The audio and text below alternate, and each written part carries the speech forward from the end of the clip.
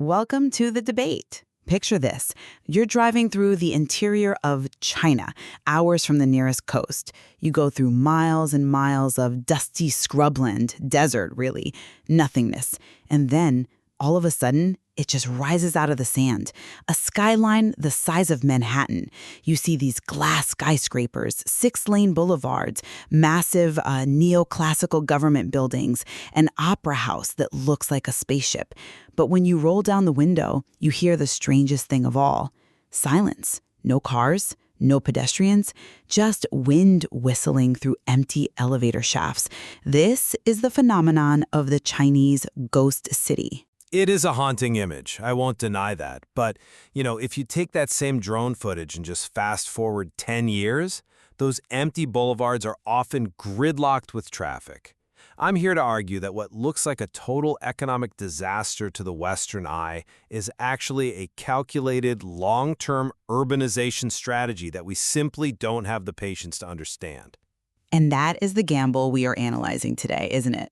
Is this model of building vast cities before a single resident moves in a catastrophic economic bubble fueled by debt and delusion? Or is it a masterclass in central planning that is, playing a game measured in decades rather than fiscal quarters? I am the advocate, and I'll be making the case that the Chinese real estate market is the largest bubble in history. A distortion that has wasted colossal resources and trapped the wealth of a nation in concrete boxes. And I am the dissenter. And I'll be arguing that Ghost City is a lazy label for city in progress. I believe that despite the recent crises, this strategy was maybe the only way to move hundreds of millions of people into the modern world, and that the emptiness is a feature, not a bug, of their development timeline. Let's start with the scale of this, because I really don't think people realize just how much concrete we're talking about. Between 2011 and 2013, China used more cement than the United States used in the entire 20th century. Just let that sink in for a second. 2 years versus 100 years. This wasn't just construction, it was a mania. Between 2005 and 2009, housing prices tripled. By 2010, we had estimates of, 64 million empty apartments? That is the entire population of France, waiting for keys that no one owned. The consumption numbers are staggering, absolutely. But you have to look at the demographic tidal wave that required that cement. In 1978, China's urbanization rate was roughly 18%. It was an agrarian society. By 2020, that number hit 64%. And the government has explicitly stated they want that number to reach 75% by 2035. I mean, we are talking about relocating a population larger than the United States from farms to high-rises. You just can't do that incrementally. You can't build one condo tower, wait for it to fill, and then build the next one. You have to build the infrastructure at scale. But are they building for people, or are they building for GDP figures? Because when you look at the incentives, it gets ugly. Local governments in China don't have the same tax base as Western cities. For years, they relied on land sales for up to 50% of their revenue. So to keep the lights on and to get promoted within the party, local officials had to show growth. And how do you sow growth? You bulldoze land, sell it to a developer, and build a district. Whether anyone lives there is a problem for the next guy. This created a huge disconnect where price-to-income ratios in Beijing reached 27-1. For context, in most healthy economies, that ratio is maybe 4-1 or 5-1. Regular people were priced out of the very cities being built for them. High prices are a burden, I agree. But let's stick to the ghost city narrative for a moment, because this is where the Western analysis usually fails. The term implies these places are dead, abandoned. But the Chinese model of development is supply-led. They build the shell of the city to near completion before introducing the population.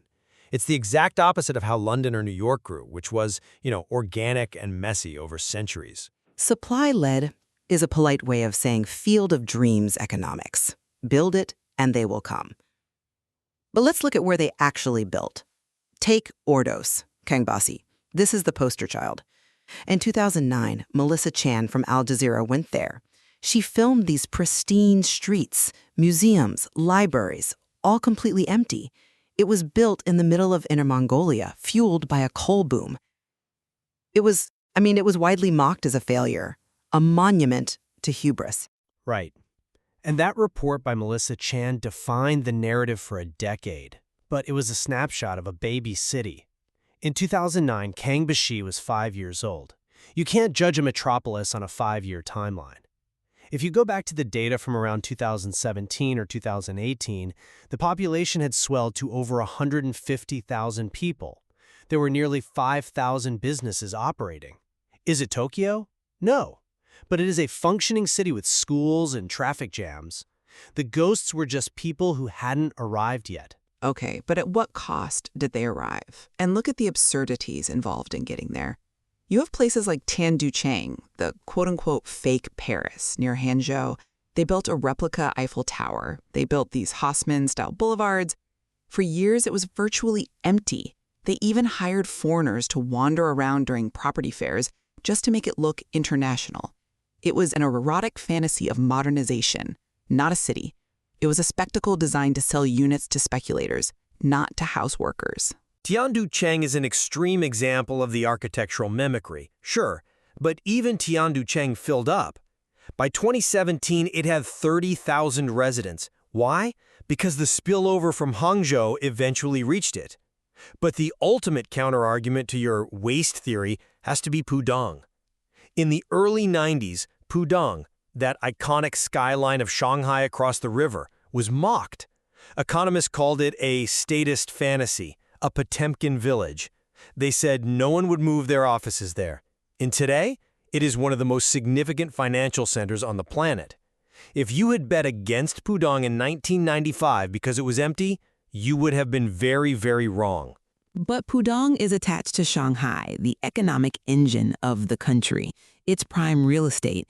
That is very different from building a massive new district in a Tier 3 or Tier 4 city, where the economic fundamentals just aren't there. The mechanism is the same, though, and this is the power the Chinese state has that Western developers just don't. They can force occupancy.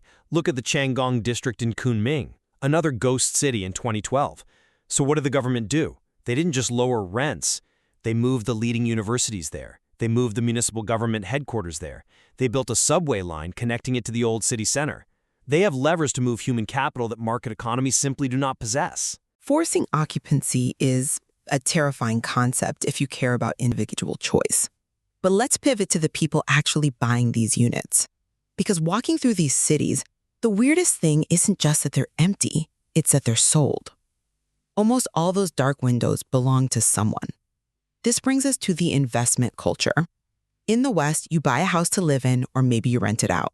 In China, there is this phenomenon where people buy apartments and intentionally leave them empty. We call it low housing utilization efficiency. It dropped from 84% in 2010 to 78% in 2020.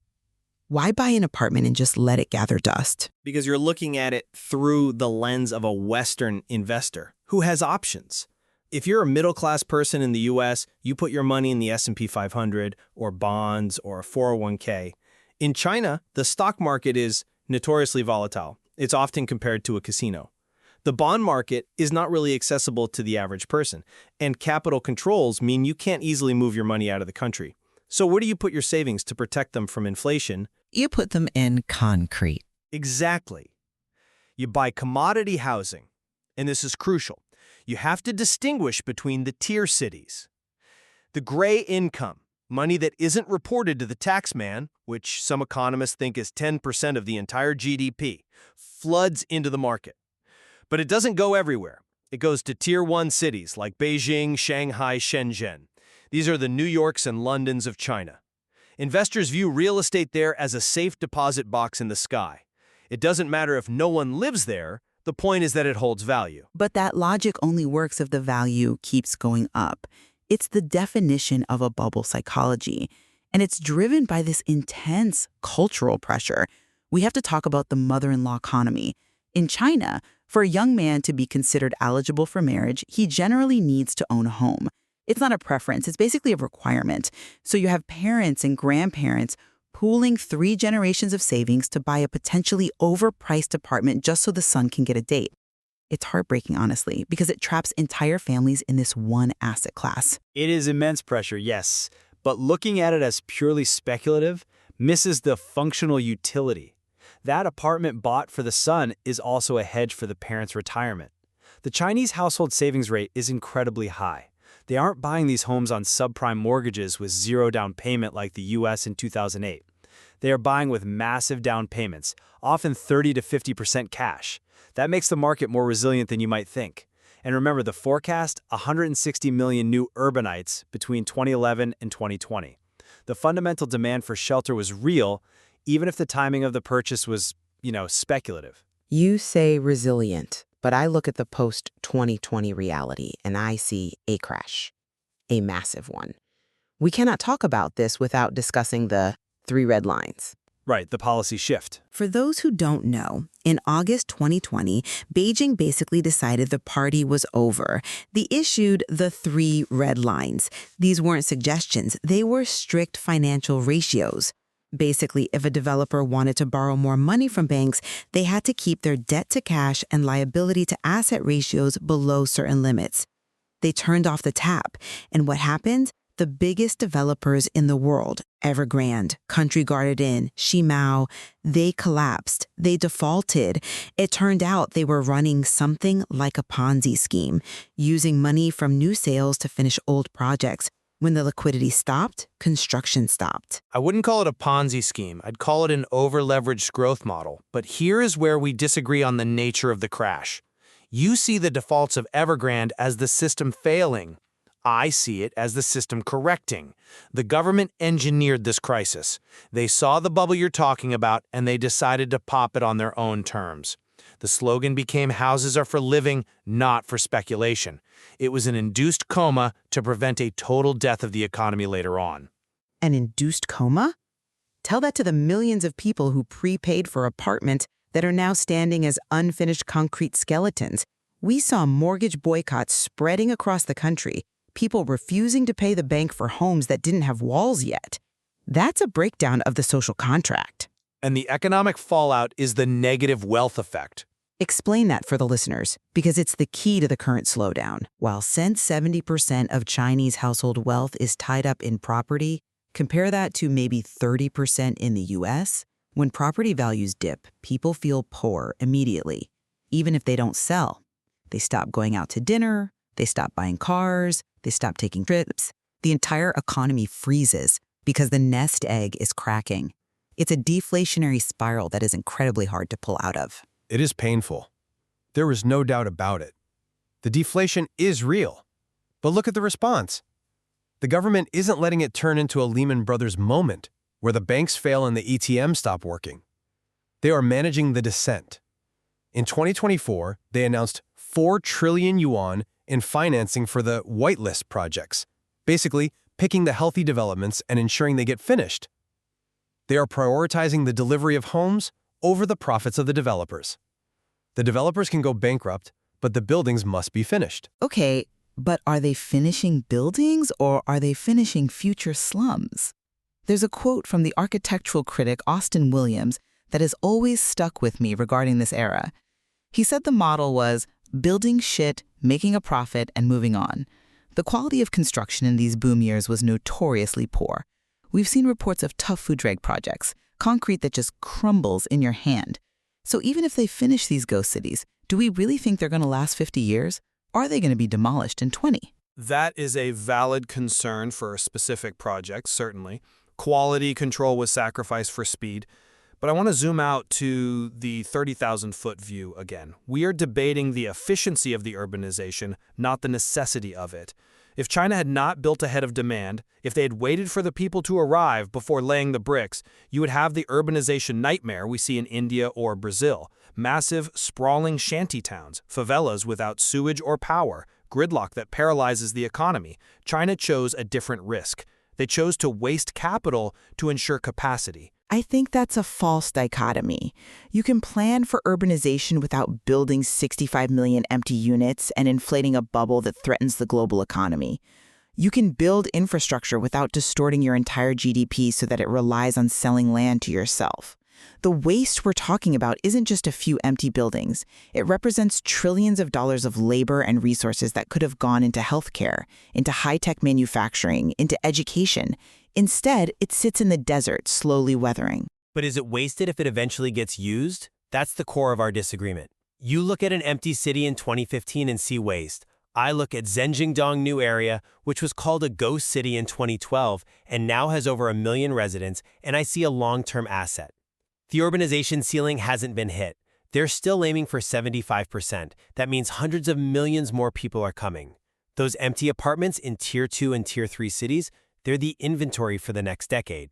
The ghost city paradox is simply that the hardware was installed before the software was ready to run.